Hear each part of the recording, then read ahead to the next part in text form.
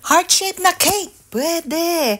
Lagyan lang natin ng guide para madali lang pag-pipe natin mamaya. So, isang color lang ang gagawin natin sa cake na ito. Pink lang. Pink lang talaga. Joke. Pink lang talaga yung color niya.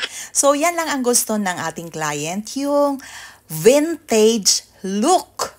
Vintage design. Alam mo, gustong-gusto ko talaga yung mga ganong klaseng design ng cake. Yung mga pangkaraang tao. Kigwa, karaan na di ay taan eh. Ay nako, basta gusto ko yung mga design na ganon.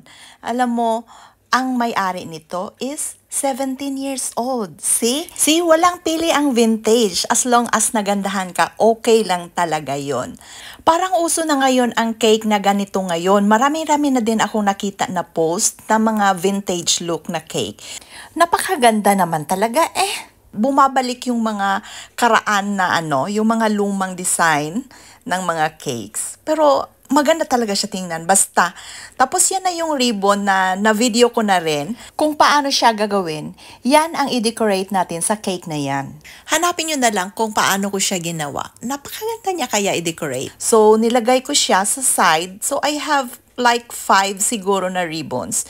Kaya ibagay-bagay ko na lang kung diin ko siya bala ibutang.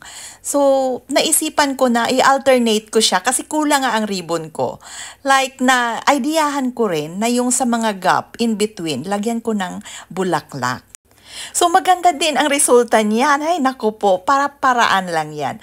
Okay, so lagyan natin ng number 17 kasi yun lang ang gusto ng celebrant. Dagdagan natin ng mga pearls para lalong maging elegante ang dating ng cake na to. So, napakaganda niya tingnan talaga. As in, gustong-gusto ko talaga siya. Kayo ba? Nagandahan din ba kayo?